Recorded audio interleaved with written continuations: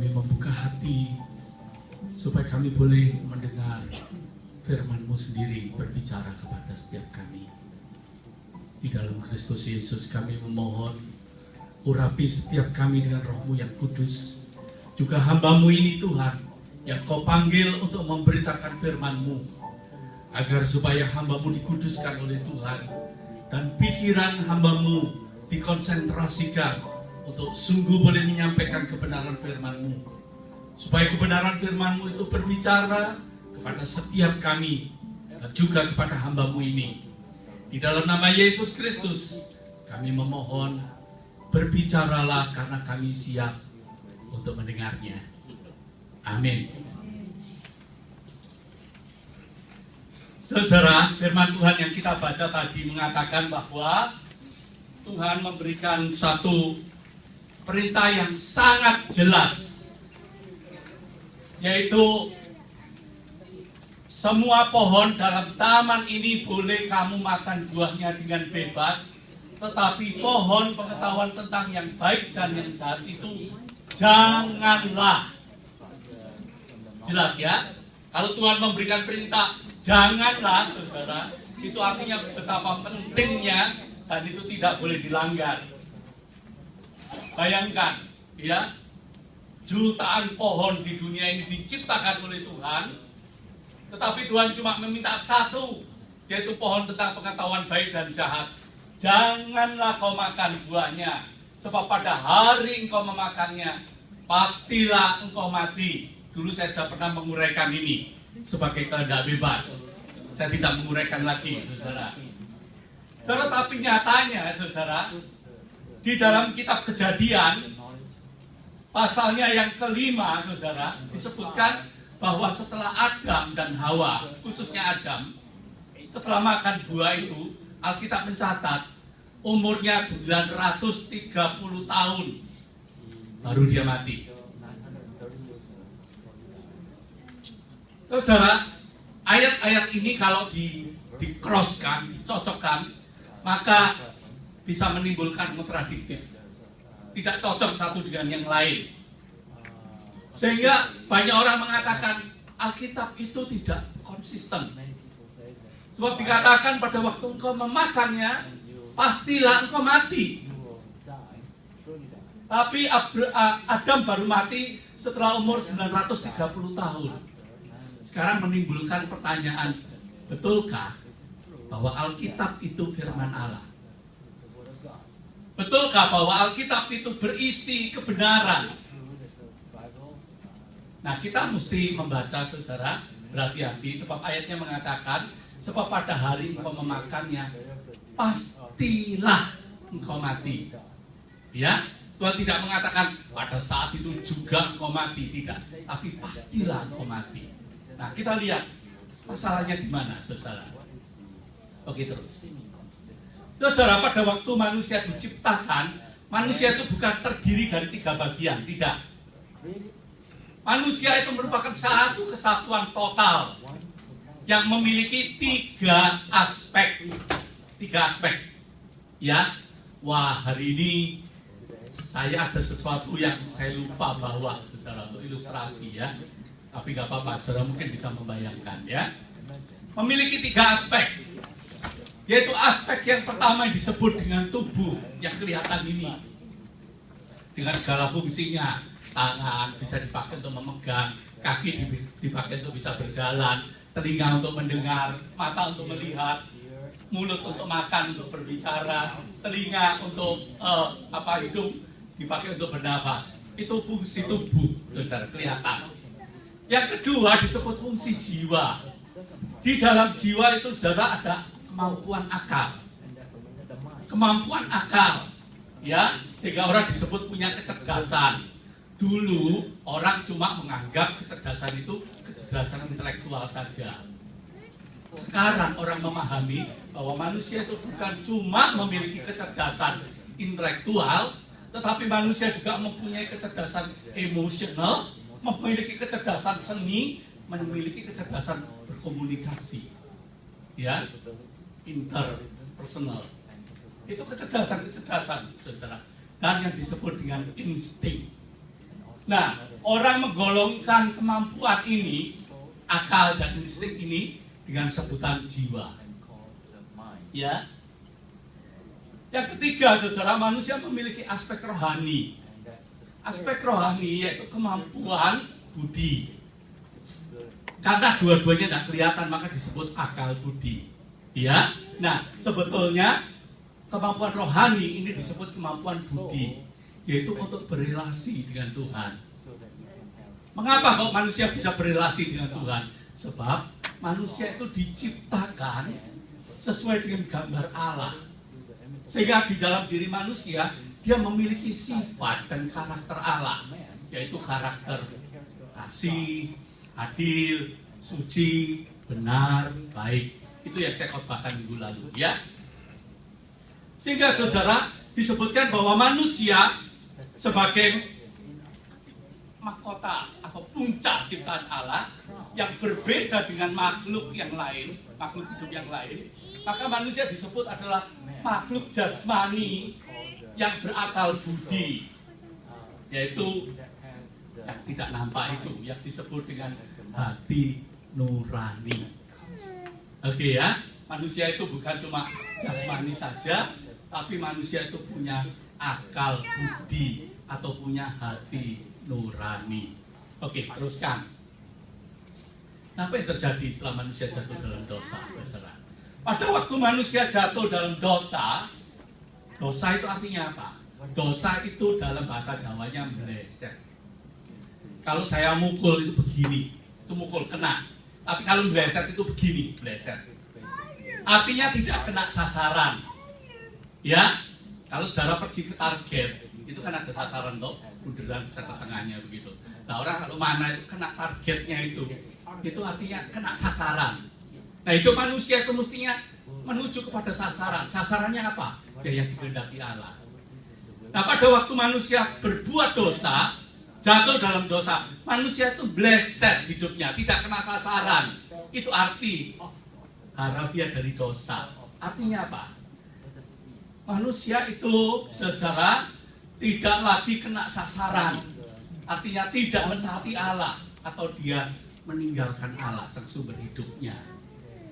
Makanya dia disebut mati karena dia meninggalkan sumber hidupnya. Begitu.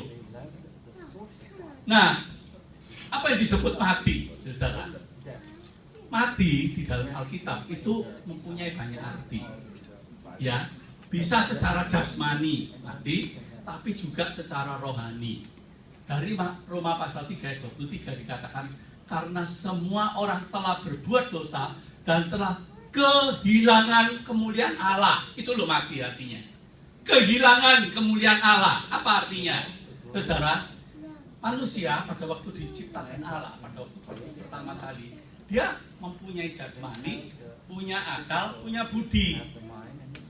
Budi itu disebut nurani. Nur itu artinya cahaya. Ya. Jadi sebetulnya manusia diciptakan segambar dengan Allah itu, saudara. Dia memiliki tubuh, memiliki insting seperti binatang juga karena dia makhluk hidup, dan mempunyai akal dan budi atau hati nurani. Pada waktu manusia jatuh dalam dosa, saudara, maka budinya atau nuraninya itu padam. Ya, nur itu terang. Pada waktu dia jatuh dalam dosa, nurnya itu padam, mati, hilang. Itu, saudara, artinya, ya, hatinya tidak lagi bercahaya, begitu, ya. Sehingga manusia yang berdosa itu hanyalah sebagai makhluk hidup yang memiliki tubuh, memiliki akal, saudara, dan juga memiliki insting. Belum, kembali lagi ya, memiliki insting. Sehingga saudara, ada seorang filsuf yang mengatakan, sebetulnya manusia itu adalah binatang yang cerdas dan memiliki kemampuan berekonomi. Ada yang tahu nggak siapa filsufnya ini? Saya lupa namanya. Ya, ada filsuf ekonomi yang terkenal yang mengatakan manusia itu sebetulnya tidak beda dengan binatang. Cuma dia itu adalah binatang cerdas yang mempunyai kemampuan berekonomi. kesimpulan itu betul. Dia cuma berbicara manusia setelah jatuh dalam dosa ini maksudnya. Tidak beda dengan binatang. Punya tubuh, punya insting, tapi kelebihannya punya akal yang bisa berekonomi secara. Mengapa begitu? Saya lupa tadi itu bawa ilustrasi. Di rumah saya, saudara, ada tiga korek api, ya. Yang dua itu masih berfungsi. Kalau saya tarik gitu, cedet gitu dia nyala. Tapi yang satu, saudara, bentuknya itu bagus sekali. Gitu. Saya mau beli seperti itu nggak ketemu lagi. Jadi setelah habis korek api itu nggak saya buang, saudara. Walaupun pada waktu saya pakai, saudara, saya cetet gitu nggak keluar apinya. Kalau saudara, saya nggak ngomong saudara ini korek api yang sudah habis gasnya, maka saya tanya saudara ini apa? Pasti saudara tahu itu korek api, ya. Tapi pada waktu saya ceklek gitu tidak bisa hidup, tidak keluar apinya. Kalau saya tanya lagi ini apa? Ayo, saudara mengatakan apa? Apa? Korek api yang tak berfungsi. Korek api yang tidak berfungsi, korek api yang mati. Itu loh manusia. Pada waktu kamu memakan buah itu kamu pasti mati. Pasti dalam arti apa? Manusia itu sudah meleset. Dia tetap manusia, tapi sudah tidak berfungsi. Karena apa? Karena di dalamnya apinya, nurnya, budinya itu sudah habis, hilang, pergi, padam. Maksudnya itu, saudara. Atau sama dengan cermin. Siapa yang pernah tahu punya cermin kemudian jatuh? Apa yang terjadi? Apa? Pecah. Pecahnya gimana? Lalu jatuh. Gimana? Berkeping-keping. Piar gitu? Enggak. Remek orang Jawa bilang. Remek itu saudara bentuknya masih cermin kotak begitu, tapi sudah tidak karu-karuan begini. Bisa nggak dipakai untuk bercermin? Nggak bisa. Kalau nggak percaya saudara, nanti coba. Saudara kan punya kaca spion. Oke? Saya anjurin ambil batu ditutup. Nanti pecahnya itu remek, tidak piar gitu remek. Bisa nggak dipakai untuk pakai spion? Nggak bisa. Spion itu kalau sudah pecah, saudara nggak bisa dipakai. Tetap orang mengatakan itu cermin, tapi remek, pecah. Nah manusia juga seperti itu, saudara. Pada saat dia itu jatuh dalam dosa, maka manusia bukan lagi sebagai imago Dei, image of God. Ya, dia manusia, tetapi tidak lagi merefleksikan sifat-sifat Allah dalam dirinya. Di situ disebutkan manusia itu mati. Kemuliaan Allah, cahaya Allah, nur itu hilang, padam, mati. Itu maksudnya ayat itu, saudara. Oke, kita teruskan ya. Oleh sebab itu dengan akalnya dan instingnya manusia sadar akan keberadaan Allah, saudara.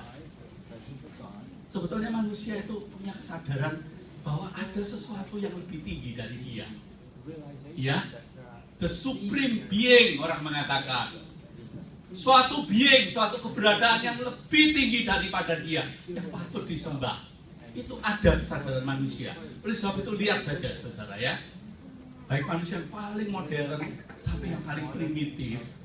Kalau saudara pergi ke daerah yang paling primitif, pasti ada sesuatu yang dia sembah sebagai Tuhan. Entah yang disembah itu namanya animisme, itu yang paling primitif. Dia ketemu gunung besar, lalu dia sembah, wah gunung ini pasti ada yang tunggu. Kalau dia ketemu pohon besar, dia sembah, wah pohon ini adalah yang melindungi hidup kita, yang memberkati hidup kita. Dia sembah, dia beri sesajen. Itu namanya animisme. Ya, bentuk primitif dari pengenalan manusia akan sesuatu yang lebih tinggi dari dirinya. Nah, yang lebih sedikit modern disebut dinamisme. Dinamisme itu bukan cuma melihat pohon atau melihat laut, tapi orang menyadari bahwa di dalam laut itu ada kekuatan. Di dalam gunung ada kekuatan. Coba lihat, kalau dia meledak, tidak ada seorang pun yang mampu menahan. Sehingga orang menganggap di dalamnya itu, dalam gunung, dalam laut, dalam angin, itu ada kekuatan. Makanya manusia terus menyembah. Nah di Jogja itu orang suka pergi ke Gunung Kidul, Laut Kidul, karena di sana ada Nyai Roro Kidul.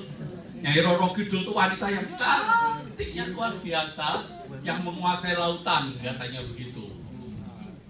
Dan itu katanya istrinya Sultan Turun-Temurun, katanya saudara. Wah, ada legendanya. Kalau saudara pergi ke Jogja ya, kalau pulang mampir ke Jogja, saudara pergi yang namanya Taman Sari. Di sana nanti saudara ada satu daerah begitu, tempat mandinya putri-putri raja. Di sampingnya itu ada tempatnya Raja Semedi.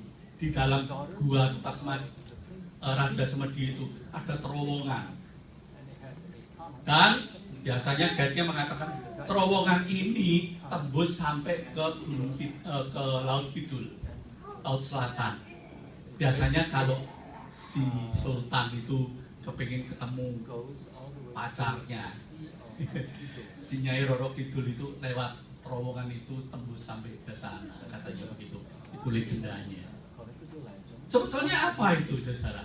Itu adalah dinamisme, ya, menyembah roh-roh, ya.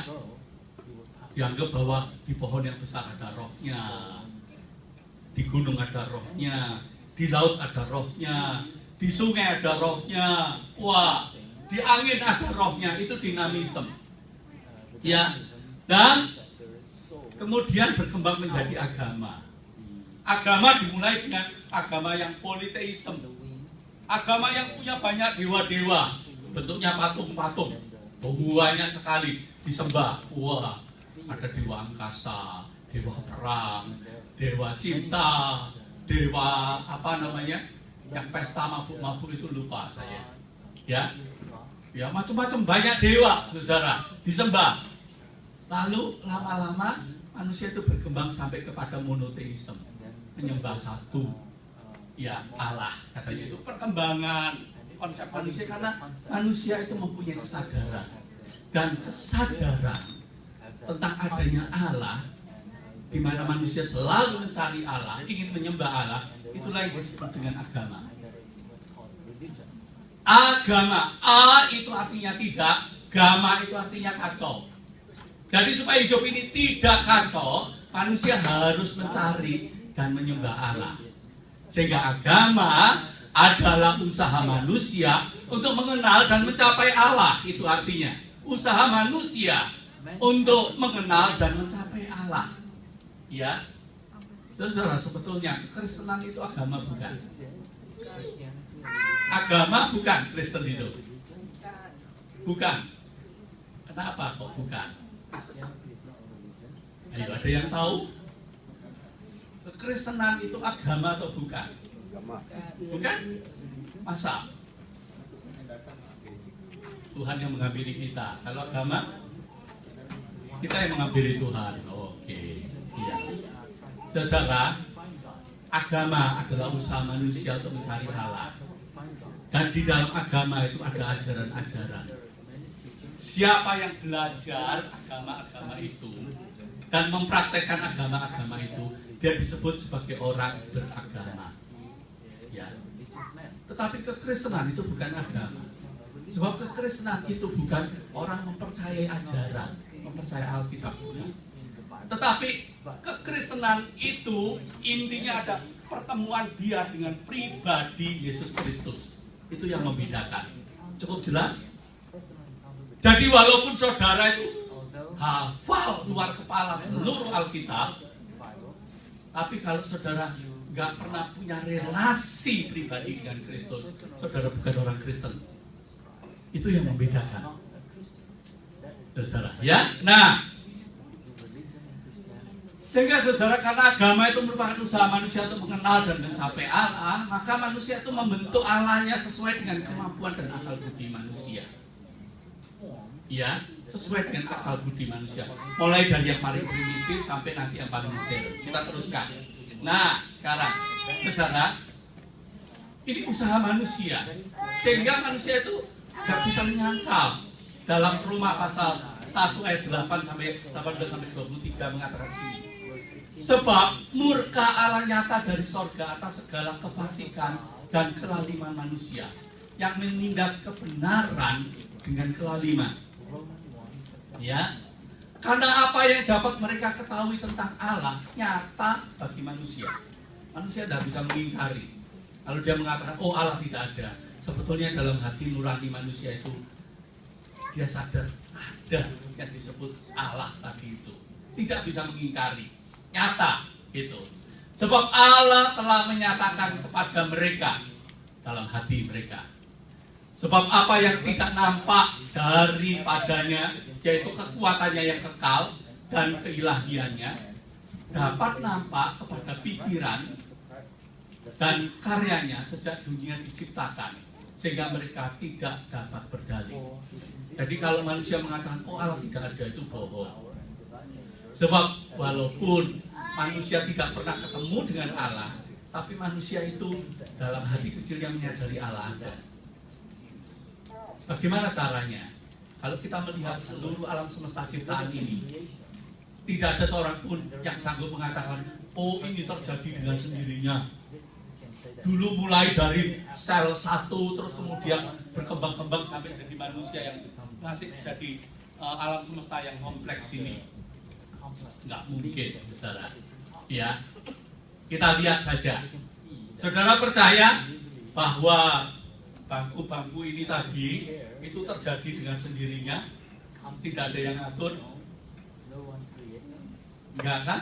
Saudara percaya bahwa ini tayangan ini tidak ada yang membuat supaya bisa ditayangkan? Ini terjadi evolusi kok, lama-lama bisa jadi gini, hurufnya nyusun-nyusun sendiri. Percaya? Tidak percaya. Yang sederhana, kursi tayangan ini saja ada yang membuat, ada yang menyusun. Apalagi alam semesta yang kompleks, apalagi hidup kita yang kompleks ini. Kalau tidak ada yang menciptakan, tidak ada yang membuat, tidak ada yang mengatur, tidak ada yang menjagai, nonsen, saudara. Sehingga manusia bisa disebutkan bahwa sebetulnya melalui alam semesta dia itu tidak bisa berdalih bahwa Allah itu ada. Sebab sekalipun mereka mengenal Allah, ini masalahnya. Sekalipun mereka mengenal Allah, mereka tidak memuliakan Dia sebagai Allah atau mengucap syukur kepadanya. Sebaliknya, pikiran mereka menjadi sia-sia dan hati mereka yang bodoh menjadi gelap. Ini situasi manusia jatuh dalam dosa. Mereka berbuat seolah-olah mereka penuh hikmat. Wah, seolah-olah mereka bisa mengajarkan ini loh, yang benar itu seperti ini, penuh hikmat.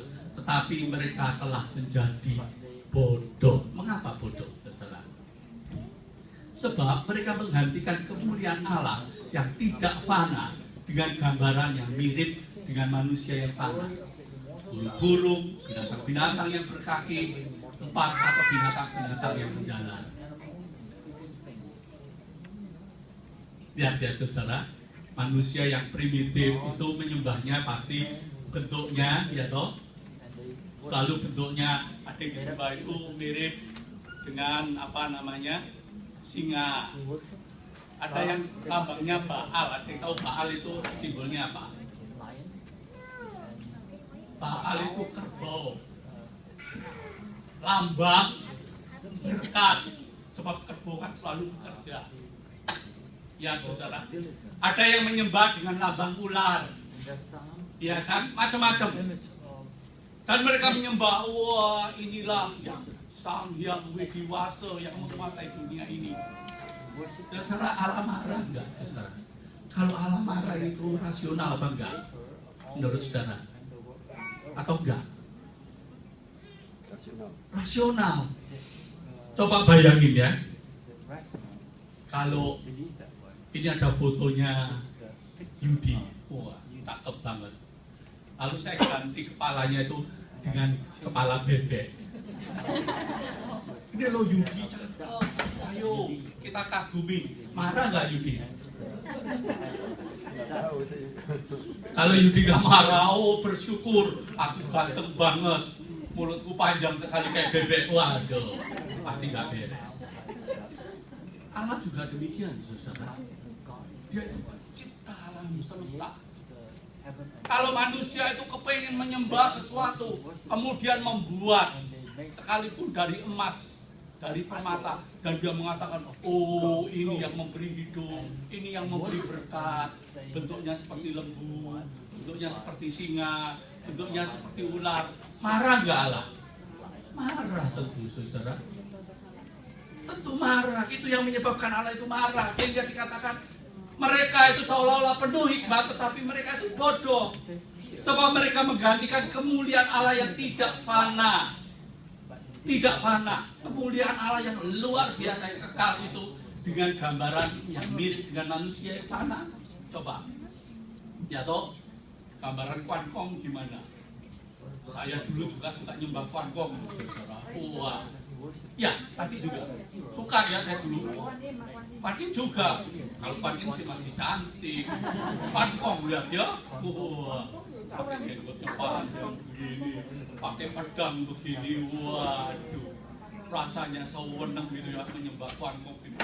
Kalau sudah masuk lihat itu mukanya merah dan mukanya hitam. Ya, jadi menyembah karena apa? Tidak berani lihat sebetulnya. Tapi bagaimana Allah mau dirinya itu digambarkan seperti itu? Sekalipun seindah Kuan Yin, lalu kita katakan inilah Allah yang maha pengasih dan penyayang. Saudara,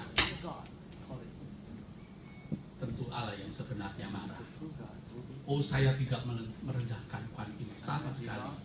Sebab di dunia timur, apalagi di kita nenek moyang kita orang-orang Chinese, Kuan Yin itu simbol welas asih, simbol ibu yang memelihara, yang mengasihi, yang penuh pengertian. Itu simbol dari wanita, simbol ibu yang penuh welas asih sebetulnya. Tapi itu bukan Allah. Saudara mengerti ya? Bukan Allah.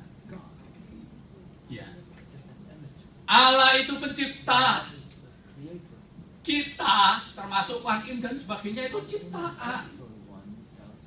Bunda Maria itu ciptaan bukan? Ciptaan. Walaupun dia itu Bunda yang suci, baik, tapi tetap manusia ciptaan. Karena dia ciptaan, manusia tidak boleh menyembah dia. Sebab yang disembah itu hanya Allah. Bisa jelas. Yang disembah itu cuma Allah, saudara. Sebab dia yang berhak menerima penyembahan. Saudara hormat pada Kuan Yin boleh.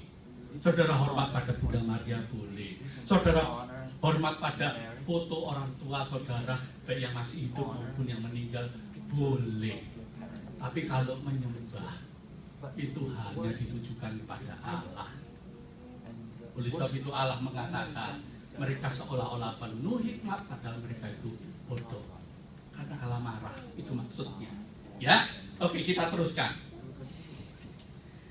Nah saudara, kalau diselusuri perkembangan manusia, maka didapatkan dari yang paling primitif tadi, animisme, dinamisme, materialisme. Ya, sebab gambaran tadi itu, gambaran yang karbo, gambaran Dewi Sri yang simbolnya itu ular dan sebagainya, itu lambang kesuburan, lambang materi sebetulnya, ya itu materialisme, ya toh. Dan yang paling tercanggih sekarang itu adalah scientism. Orang itu sangat mengagung-agungkan ilmu pengetahuan sebagai yang ngetop, yang hebat. Segala sesuatu yang tidak rasional, yang tidak masuk akal, itu bukan kebenaran. Itu cuma mitos, itu cuma dongeng. Yang benar adalah yang masuk akal. Nah, manusia sudah menjadikan sains itu menjadi isme juga, menjadi agama. sekarang ini, saudara, termasuk ateisme. Apakah orang ateis itu percaya Allah atau tidak? Percaya atau tidak? Tidak. Ateisme itu juga percaya Allah, saudara. So, kalau dia tidak percaya Allah, dia tidak mengatakan Allah tidak ada. Sebetulnya dia percaya Allah, tapi dia menolak keberadaan Allah. Ada tokohnya yang terkenal namanya Voltaire. Itu filsuf yang terkenal dari Prancis, saudara. Dan dia mengatakan ajarannya yang terkenal itu, saudara, mengatakan God is dead. God is dead itu artinya kalau Tuhan itu dulu di manusia yang dianggap primitif itu jadi sentral, lama-lama manusia makin lama makin pintar, Tuhannya terdesak ke samping, lama-lama gimana? Jatuh. Itu God is dead. God is dead itu artinya, saudara, bahwa kepercayaan manusia itu lama-lama terdesak dan hilang dengan sendirinya. Sehingga Voltaire mengatakan, dia meramalkan tidak sampai 100 tahun Alkitab itu bakal habis, musnah, hilang, dibuang oleh dunia ini, tidak diperlukan lagi. Tapi belum 100 tahun, rumah Voltaire sekarang dijadikan tempat untuk menyetak Alkitab terbesar di dunia. Luar biasa kan? Di Paris, di Prancis, saudara-saudara. Nah, saudara, ada suatu catatan, ini benar tak salah. Voltaire itu punya murid yang sangat mengagumi dia karena muridnya ini pintar luar biasa. Suatu hari muridnya ini sakit dan dia opnam di rumah sakit. Lalu pada waktu dia opnam, dia kepingin bisa menenangkan dirinya, pikirannya. Tetapi di sebelahnya ada orang yang sedang teriak-teriak. Dan dia marah sekali karena saya itu bayar mahal, kok mesti teriak-teriak. Itu usir saja, pindah ke kamar lain. Karena ini kamar VIP, saya nggak mau diganggu orang itu. Dikatakan, itu si Dajjal itu suruh berhenti untuk teriak, katanya begitu. Sebab teriaknya apa? Tuhan, tolonglah aku. Tuhan, tolonglah aku. Jika Engkau ada, Tuhan, tolonglah aku. Terus teriak begitu. Tetapi sudah berulang-ulang, susternya yang merawat si murid Voltaire ini menyuruh orang itu diam. Yang samping itu nggak bisa istirahat, dia juga sakit. Tetapi akhirnya si murid Voltaire itu tanya, siapa si Dajjal yang apa keras kepala itu nggak mau diem? Siapa dia itu? Saudara tahu apa jawab daripada para suster perawatnya? Yang sedang sekarat teriak-teriak itu adalah Voltaire. Voltaire sendiri yang mengatakan bahwa Allah itu sebetulnya tidak ada, Allah itu sudah mati. Akhir hidupnya menjelang ajal terakhir, dia teriak-teriak, jika Engkau Allah ada, tolonglah aku. Dia ketakutan luar biasa, saudara. Sebab saudara, sekalipun manusia itu tidak mempercayai Allah ada, itu Allah menjadi tidak ada bukan karena manusia percaya Allah tidak ada. Manusia percaya Allah ada atau manusia percaya Allah tidak ada, Allah tetap ada. Saudara. Nah, sekarang kita lihat teori-teori ini ya, saudara ya. Teori evolusi Darwin, saudara, itu mempunyai dampak yang luas sekali. Sehingga banyak orang sekarang ini mengagungkan ilmu pengetahuan. Segala sesuatu yang bisa dibuktikan itu yang benar. Kalau nggak bisa dibuktikan itu nggak benar. Sehingga anak-anak sekarang ini diajarkan bumi ini seolah-olah tidak ada yang menciptakan. Terjadinya itu dimulai dari ledakan yang pertama namanya Big Bang begitu. Saudara, dari apa yang anorganik menjadi organik itu kalau tidak salah. Dari sel binatang sel satu berkembang biak, akhirnya yang paling tertinggi adalah simpanse. Setelah itu simpanse jadi apa? Jadi sisi apa? Sisi apa? Iya. Terakhir simpanse. Setelah si Panse jadi si Ahok. dia tidak berani nyebut dirinya sendiri.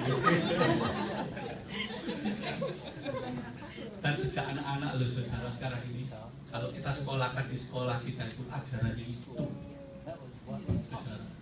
Ilmu pengetahuan itu sudah menjadi agama sekarang ini.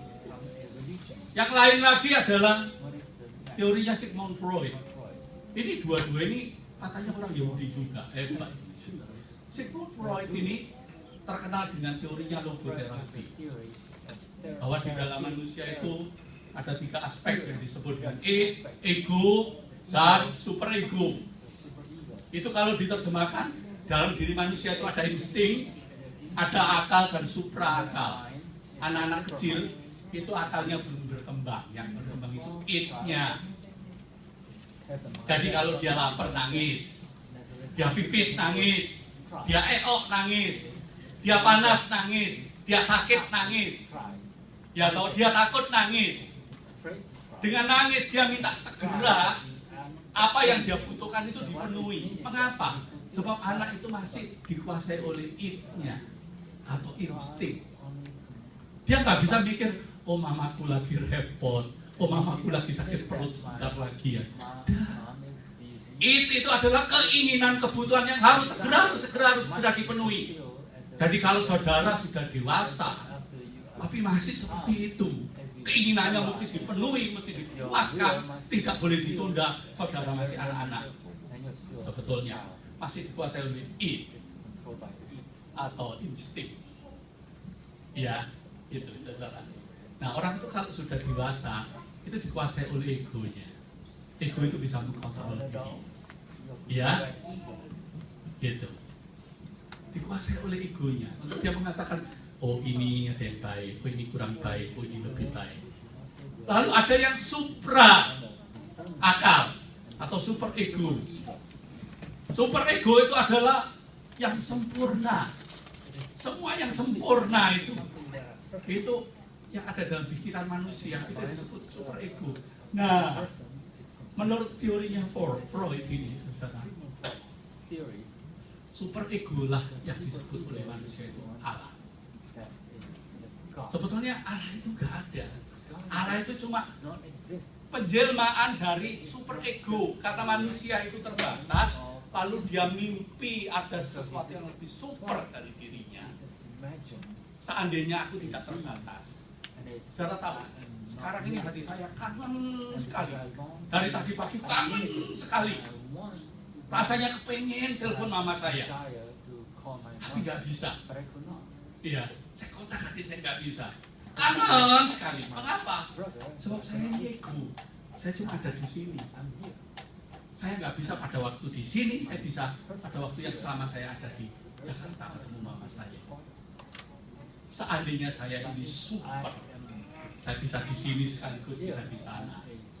Wah, betapa luar biasanya. Dan karena saya ini, saudara, adalah terbatas, saya di sini tidak bisa di sana. Maka yang bisa di sini dan di sana, manusia mengatakan itulah Allah. Jadi menurut teori ini, Allah itu cuma buatan manusia. Pada waktu manusia itu makin lama makin hebat, makin tahu semuanya rahasia. Maka Voltaire mengatakan God is dead. God itu sudah tidak diperlukan lagi oleh manusia. Ya, itu maksudnya. Oke, kita teruskan.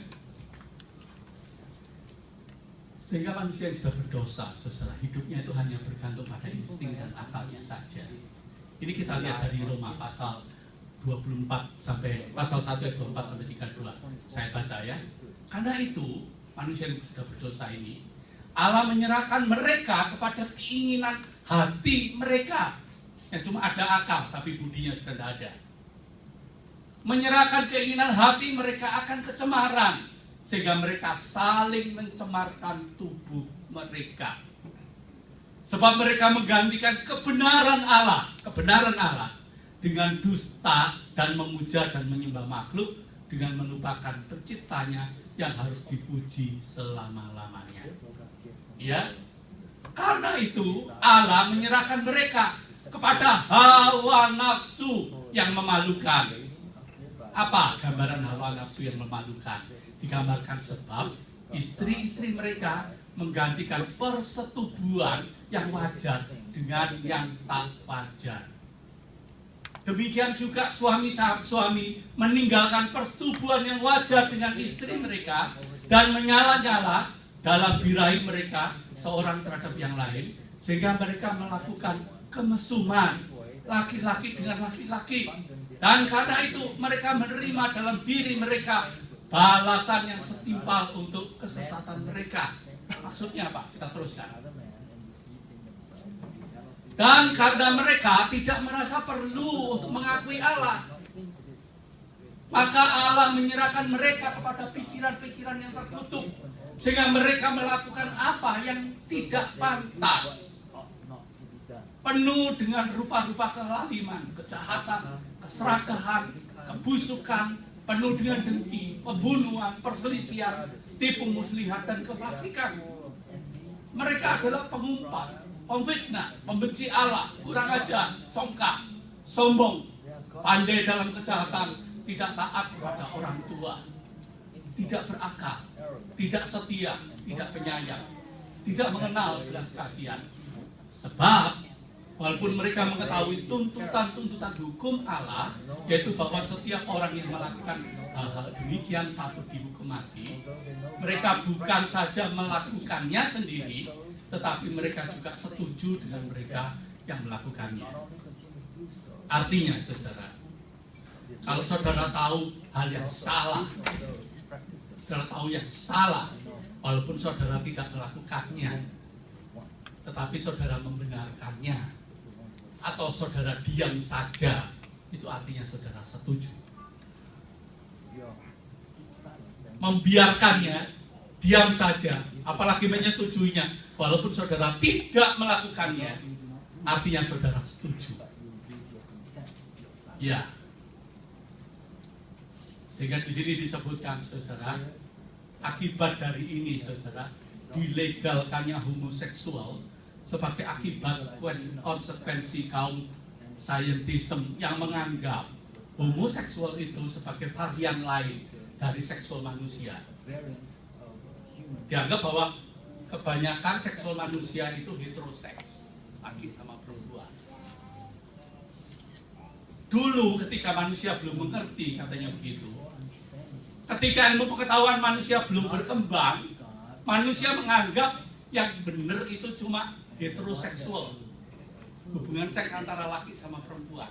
Tapi sekarang ini setelah diselidiki, ilmu pengetahuan makin lama makin maju, ternyata ditemukan bahwa seksual manusia itu bukan cuma yang hetero. Ilmu pengetahuan mengatakan ada heteroseks, ada juga homoseksual, ada juga biseksual. Bisa dengan laki, bisa dengan perempuan, biseksual. Dan ilmu pengetahuan mengatakan itu sesuai dengan sains. Sehingga sekarang ini sesuatu yang sudah dikatakan dan diberi cap sains itu pasti benar. Akibatnya apa? Manusia memutlakkan kemampuan akal budinya. Tidak lagi hidup di dalam ketertundukan dengan Allah. Kalau memang benar Allah itu menciptakan manusia, kemampuan seksual manusia itu bukan cuma hetero, tapi juga biseksual ataupun juga homoseksual. Alkitab sudah ngomong itu. Pada mula pertama Allah menjadikan Adam dan Hawa.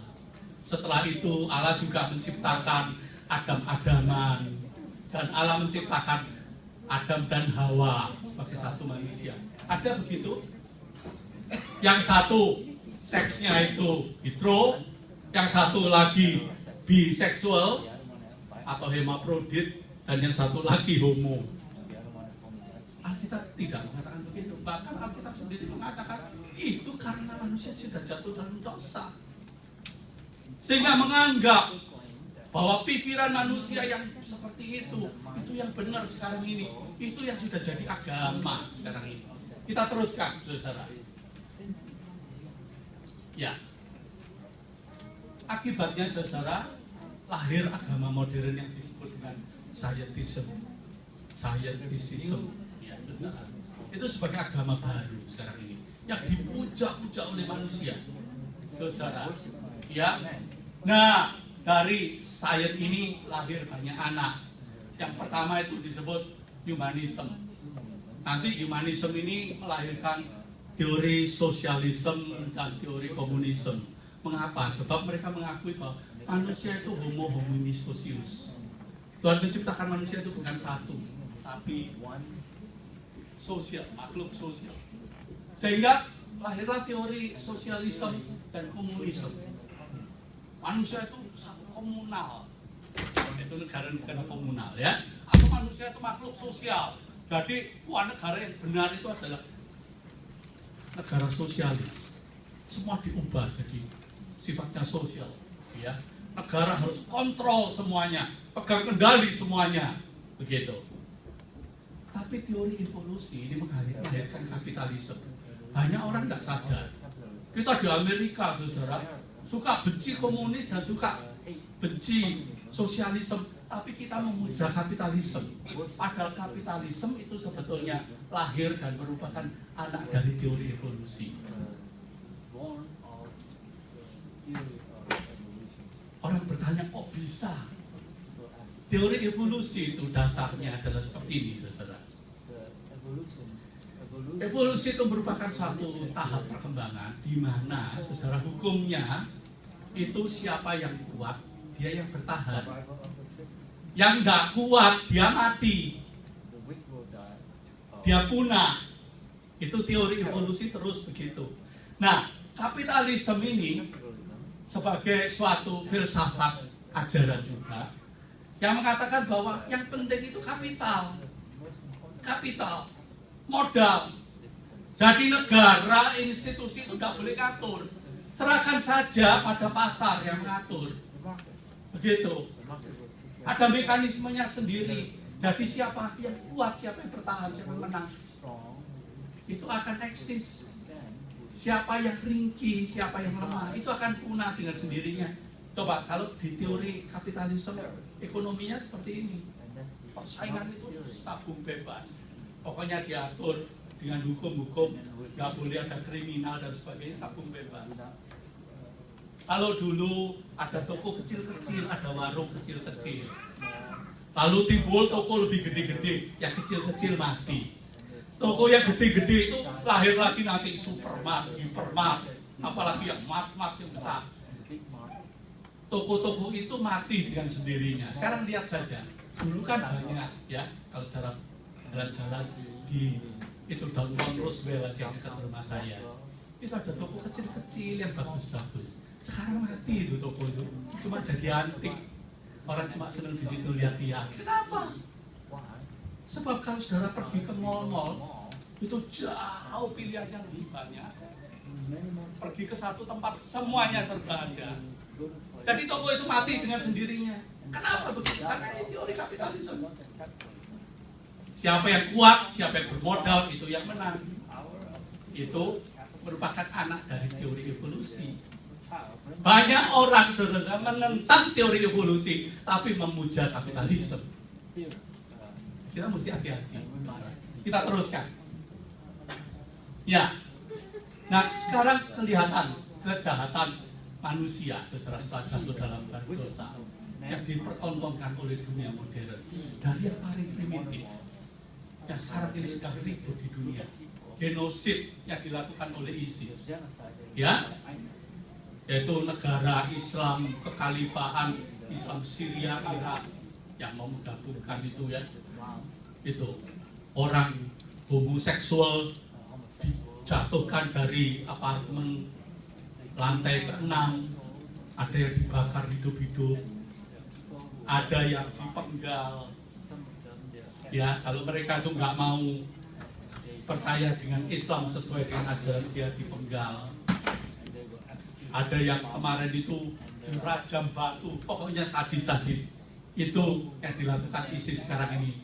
Wah, yang terakhir kemarin beberapa hari yang lalu itu di Yaman, ya, ada bom yang meledak di 2 masjid besar di Yaman yang meninggal 46 orang. luar biasa, sadis sekali. Itu pembunuhan paling primitif. Tapi apakah sekarang dunia ini cuma didominasi yang paling primitif itu, saudara? Enggak, ada yang lebih canggih, saudara, ada yang tercanggih. Ada genosid yang lebih canggih, pakai senjata modern, pakai senjata kimia, nuklir. Saudara tahu? Nuklir dunia ini katanya, saudara, kalau betul-betul semua diledakkan, katanya 500 dunia ini, bola dunia ini, itu bakal hancur dengan persediaan nuklir yang ada di dunia, katanya, saudara. Dan sekarang ini orang nggak perlu meledakkan nuklir, senjatanya pakai senjata biologi. Sehingga Amerika ini paling dituduh, ya. Kemarin itu siapa? Presiden, saya lupa. Presiden siapa? Amerika Latin. Karena ada Venezuela, ya. Yang beberapa itu ada presiden ini, dan menteri ini kena sakitnya kanker, kena sakit apa, lalu dikatakan, oh itu pasti apa namanya, bakterinya itu dibuat oleh manusia dan dibuat oleh Amerika dan disebarkan. Itu senjata biologi. Betul apa enggak, nggak tahu saya, saudara, ya. Menurut saya sih pasti nggak benar, ya. Gitu. Kenapa nggak benar? Sebab saya tinggal di Amerika, saudara. Iya. Ada lagi, saudara, ya, genosid manusia yang tercanggih itu melalui sistem ekonomi. Bisa jadi melalui sistem ekonomi. Sehingga itu yang terkenal, yang dalam revolusi Prancis yang terkenal ini, eksploitation de l'homme par l'homme, eksploitation de nation par nation. Saudara dulu belajar ini kan? Eksploitation de nation par nation, eksploitation de l'homme par l'homme.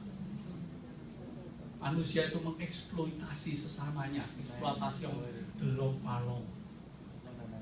Atau negara mengeksploitasi negara lain, eksploitation de l'homme par l'homme, eksploitation de nation par nation. Wah. Dan kenapa Amerika itu diberi hadiah oleh Prancis? Itu Liberty, patung Liberty. Itu bukan Amerika punya, itu Prancis punya. Itu lambang keadilan. Supaya apa?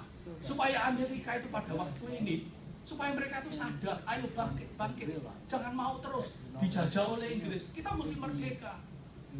Sebab penjajahan itu merupakan eksploitasi de nation par nation, katanya begitu. Wah, ini terkenal ini, kesadaran itu. Iya. Orang bisa mengeksploitasi dan sebagainya, pakai sistem. Menjajah bukan lagi dua atau menguasai pakai senjata, no. Pakai sistem diatur sedemikian rupa dengan perjanjian-perjanjian. Kalau kamu sudah tidak mentaati perjanjian itu, wah kamu bisa dihukum seluruh dunia, diisolir.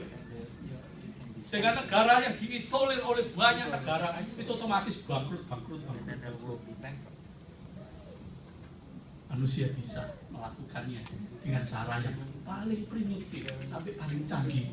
Itulah manusia berdosa. Kita teruskan. Yang terakhir. Ini yang disebut dengan New Age Movement, saudara. Sebetulnya manusia itu sadar bahwa kita itu hidup dalam satu dunia yang sama. Saudara, hidup dalam satu dunia yang sama. Sehingga kalau kita ini hidup dalam satu dunia yang sama, yang dikuasai oleh sistem yang tidak adil atau pincang, maka semua manusia itu kena akibatnya. Contohnya, saudara, misalkan kalau terjadi huru hara di Indonesia, terjadi chaos di Indonesia, ayo negara mana yang paling takut? Ada yang takut? Tahu? Kalau terjadi mana? Singapura, benar. Itu cuma negara kecil begitu. Kalau semua orang Indonesia kabur ke Singapura, tenggelam di Singapura. Benar. Takut Singapura. Malaysia, Brunei Darussalam. Kenapa? Karena manusia ini hidup dalam satu dunia yang global. Kalau di sana ada ketidakadilan, ada chaos. Manusia tuh lari. Jadi manusia kapal kemana-mana, termasuk nenek moyang kita dulu merupakan orang pelarian dari daratan, pergi ada yang ke Vietnam, ada yang ke Indonesia, ada yang kemana-mana. Itu kan terkenal dengan manusia kapal kan. Karena kita itu hidup dalam satu sistem dunia ini, sehingga manusia itu ingin menciptakan sesuatu yang adil sekarang ini. Tapi saudara, sekarang masalahnya adalah adil yang diciptakan manusia, kemampuan manusia menciptakan adil, itu cuma adil secara yuridis, bukan justice. Itu persoalan manusia sekarang. Karena manusia itu sudah kehilangan hati nuraninya ini, sehingga dia cuma punya akal budi. Akal budi itu cuma bisa mengatur adil itu secara hukum. Dan apa yang adil secara hukum itu belum tentu adil secara keadilan, yang disebut justice. Yuridis itu hukum yang tertulis, sedangkan justice itu hukum yang ada di hati nurani. Nah, karena nurnya ini sudah padam, maka betapa susahnya manusia itu menciptakan hukum yang justice. Ini persoalan kita. Sehingga sebetulnya manusia modern itu ingin membangun hidup yang bersifat utopis. Mungkin tulisan saya salah ya, utopis ya. Yaitu dengan menciptakan tata kehidupan baru yang berkeadilan sosial.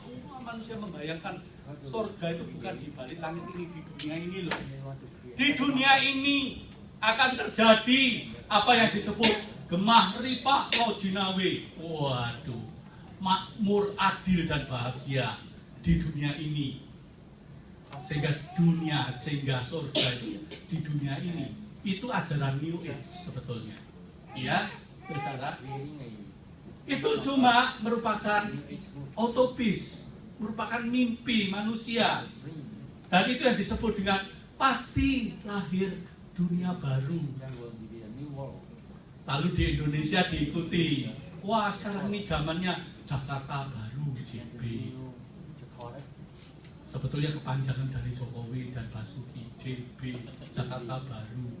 Setelah Jokowinya nyebrang ke seberang, mereka mengatakan sekarang ini lahir zaman yang disebut Indonesia Baru, IB bukan JB lagi. Itu utopis. Setelah Ahoknya jadi gubernur, Jokowinya jadi presiden, betul nggak Indonesia Baru? Betul baru? Kok hampir-hampir kacau juga, sama. Macetnya sama, ya toh? Saudara banjirnya juga sama begitu ya. Memang tidak bisa balik seperti membalik tangan itu. Tapi saudara, itu mimpi manusia yang utopis. Dia mampu menciptakan suatu sistem dunia ini yang adil dan makmur, katanya begitu. Tapi bisakah manusia yang jatuh dalam dosa itu menciptakan manusia, menciptakan dunia yang seperti itu, saudara? Dan itulah, saudara, yang dimimpikan manusia modern yang sekarang ini menjadi agama baru, saudara, yaitu hidup sukses yang dikejar manusia. Teruskan yang terakhir. Oke. Sukses. Ya. Sukses diukur dengan kemampuan materi. Betul kan? Sekarang ini kalau orang selalu mengatakan sukses itu apa? Sukses itu ya gajinya gede, perusahaannya gede, rumahnya gede, mobilnya gede, semuanya gede. Ya. Itu sukses kan? Semua orang kan dikatakan sukses seperti itu. Kalau saya mengatakan, oh sukses itu bukan itu, sukses itu seperti Mother Teresa itu sukses. Orang akan mencibirkan diri. Masa? Iya kan? Sukses itu ya seperti wah, orang-orang yang ngetop di dunia ini. Nah gimana dengan gereja? Kekristenan, saudara? Dilanda enggak dengan yang disebut agama modern New Age ini? Iya. Kita harus akui. Gereja itu sami mawon, sama saja artinya.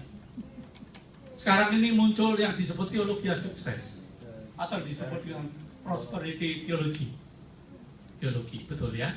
Prosperity tulisannya begini. Betul ya? Saya tadi nggak ngecek soalnya langsung ketik aja ya. Sehingga yang diagung-agungkan, wah kalau kita ini anak raja ikut Tuhan, kita tuh mesti sukses. Makanya ada gereja yang namanya Gereja Successful Family. Ya, saudara kan banyak ya. Dia tuh ini family. Ada lagi yang happy family. Lalu masih ada lagi yang double grace, double apa lagi itu? Double ini, double itu, double apa lagi ya? Begitu. Kita nggak cuma dapat anugerah, tapi dapat double anugerah. Wah, ini sebetulnya anak daripada New Age, saudara, yang melahirkan teologi yang sukses. Banyak orang Kristen yang menganggap dirinya lebih sungguh-sungguh benci terhadap teologi yang sukses, tapi praktek hidupnya sami mawon. Mengapa, saudara?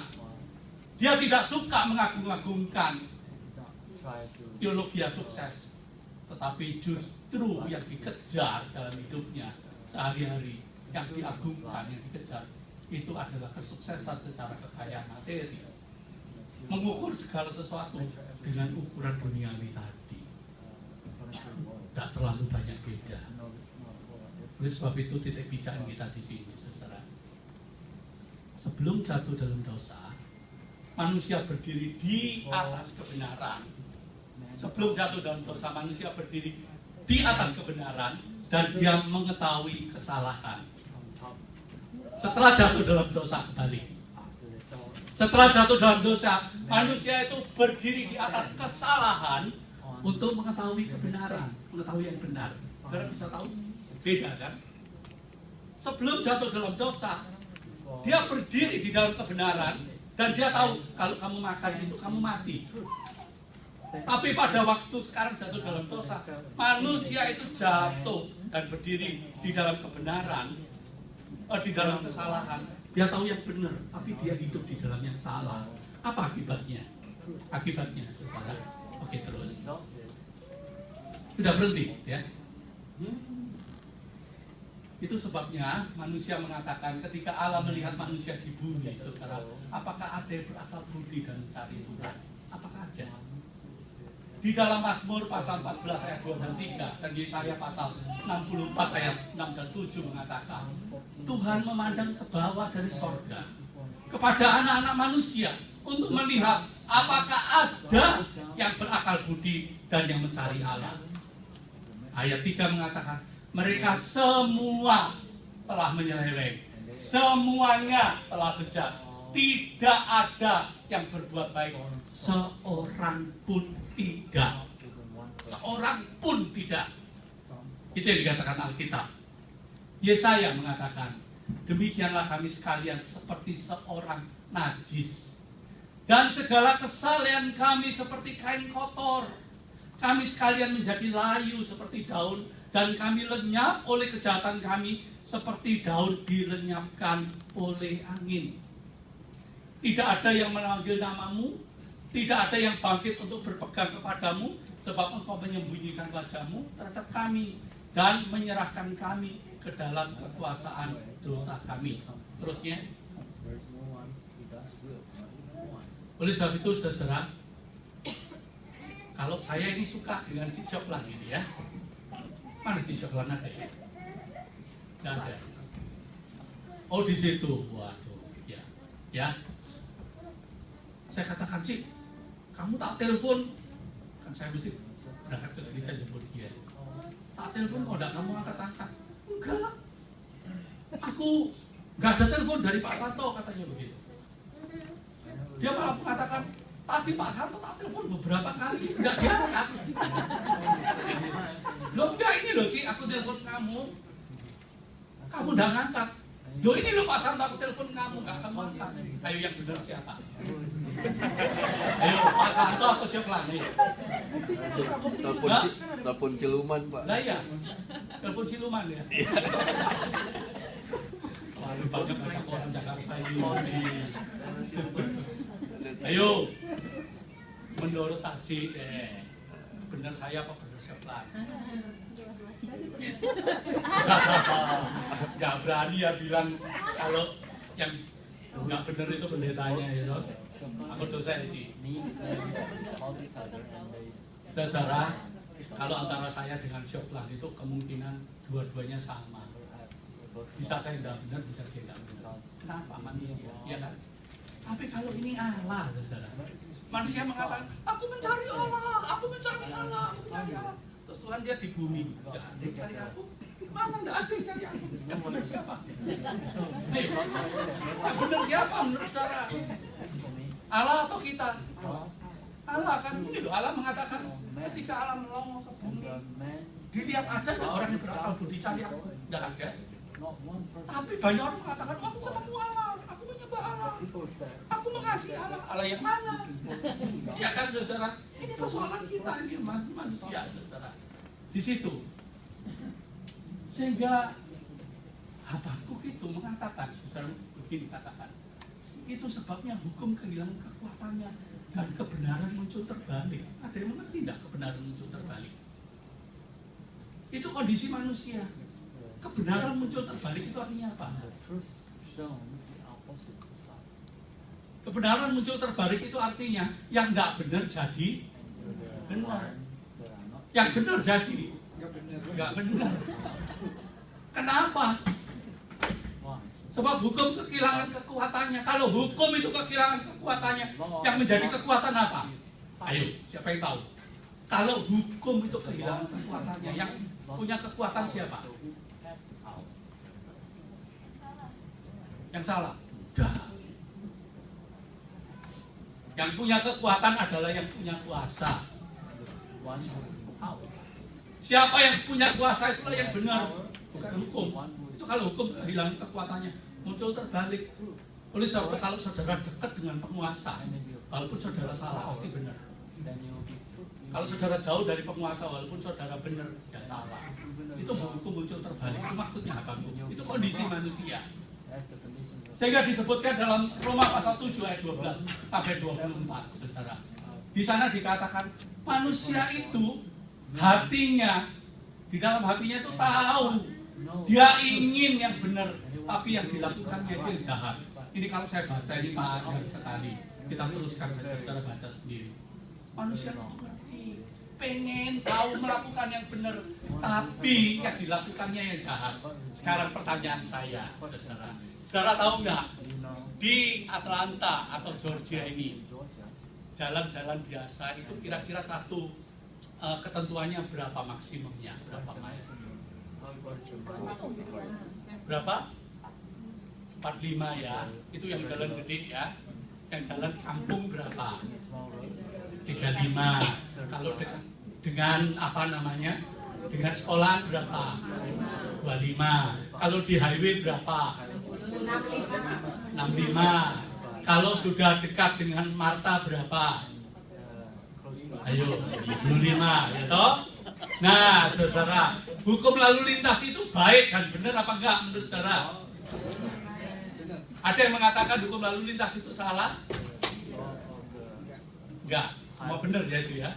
Itu diatur untuk kebaikan kita bersama, betul enggak? Ya toh? Setiap ya ada. Saya ada gimana? Pak terlalu lamban kan lama Pak. Oh, gitu. Ya toh? Terlalu slow ya toh? Padahal kalau kita sudah ketabrak begitu ya, karena ada orang ngebut, kita katakan seandainya kamu lebih pelan sedikit kamu nggak sampai nabrak, iya kan? Tapi karena kita sendiri suka susu, wah, akibatnya kita menganggap hukum itu salah. Gitu. Mau nggak hukumnya itu ditulis minimum 100 mile, supaya nggak slow, mau? Boleh.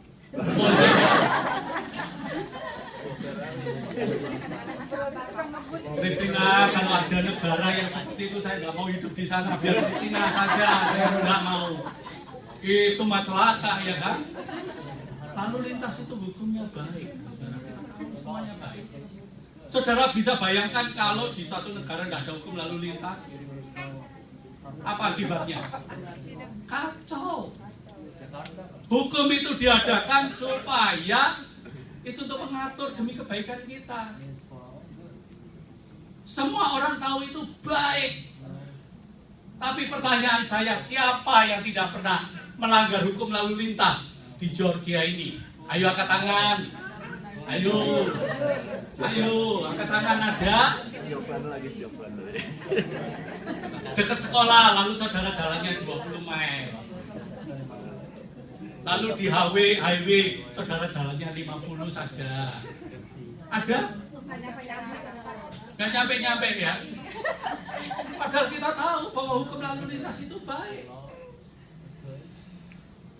Tapi kenapa kita langgar? Ini yang ditulis oleh Paulus. Dalam akal budiku aku tahu hukum Allah itu baik. Hukum Allah itu sempurna. Aku ingin melakukan, tapi aku mendapati dalam diriku itu hukum lain, yaitu hukum dosa. Jadi apa yang baik yang aku ingin lakukan itu tidak aku perbuat, tapi aku perbuat itu yang dosa. Seperti hukum lalu lintas itu loh, saudara. Tahu itu baik, itu benar, tapi kita tidak melakukannya. Itu karena apa? Itu bertentangan dengan nafsu kita. Kita pengen cepat. Instant. Begitu, saudara. Ini persoalan problem manusia modern kita saat ini. Oke, terus sekarang. Udah. Terus. Ya. Jadi, saudara, saya simpulkan khotbah yang panjang ini, saudara ya. Allah menciptakan manusia itu baik, sungguh amat baik. Sebab dia diciptakan sebagai mahkota yang segambar dengan Allah. Ketika manusia jatuh dalam dosa, saudara, rohaninya mati. Sehingga manusia masih tetap hidup sebagai tubuh dan jiwanya, yaitu jasmaninya, akal budinya, akalnya dan instingnya. Dan yang ketiga, manusia memiliki kesadaran akan kebenaran dalam posisi hidup dalam dosa. Dia berdiri di dalam kesalahan, dia mengetahui kebenaran. Maksudnya itu. Manusia tahu akan kebenaran, tetapi ia melakukan dosa. Manusia sadar akan Allah yang patut disembah, tetapi prakteknya manusia menyembah Allah ciptaannya sendiri. Melalui agama, manusia berusaha mencari dan mencapai Allah, tetapi sia-sia. Yang ketujuh, kesimpulan saya, anggap saja, seandainya umpama agama-agama itu benar dan hukum-hukum Allah yang ada di agama itu benar dan suci. Tapi persoalannya, adakah seorang pun dari manusia yang mampu mentaati hukum-hukum Allah itu tanpa sekalipun melanggarnya? Ada, saudara? Pasti tidak ada. Yang bisa mentaati hukum-hukum Allah dalam agama-agama itu 100% itu pasti tidak ada. Saudara mentaati 99%, tapi melanggar 1% saja, Anda termasuk kriminal, termasuk melanggar. Betul ya? Hukum itu harus ditaati seluruhnya. Sehingga tidak ada seorang pun, ini persoalan kita ini manusia, tidak ada seorang pun. Hukum Allah yang ada di dalam agama-agama itu baik, benar, tapi manusianya tidak bisa. Apakah manusia semakin pintar, semakin modern, semakin baik? Semakin pintar, semakin modern, semakin baik? Enggak. Saudara, justru kenyataannya kejahatan manusia itu semakin canggih, semakin merajalela. Kalau dulu saudara, orang mencuri uang itu melalui nyopet, melalui ngerampok, melalui bunuh. Kalau sekarang no. Uang saudara bisa dicuri, iya, di negara lain gampang gitu, asal bisa pintar menguasai kode-kode di dalam komputer. Waduh, saat itu sana sini uang itu bisa pindah. Segala rahasia saudara itu bisa dibongkar, bisa diambil. Kejahatan manusia yang pintar zaman modern ini bukan manusia itu makin baik, tapi makin canggih. Kejahatan manusia itu makin luar biasa. Oke. Terakhir. Padahal Ibrani pasal 9 ayat mengatakan, saudara, dan sama seperti manusia. Sama seperti manusia. Ditetapkan untuk mati hanya satu kali. Nggak ada orang yang mati bolak-balik, nggak ada. Dia cuma ditetapkan mati satu kali dan sesudah itu dihakimi. Pertanyaannya, kalau manusia itu ditetapkan mati untuk satu kali, Dan sudah itu dihakimi kondisi manusia itu bagaimana. Minggu depan ya. Kalau saya uraikan sekarang, saudara bisa nggak pulang sampai jam 2. Oke? Mari kita mengambil saat teduh untuk mikirkan ini secara mendalam.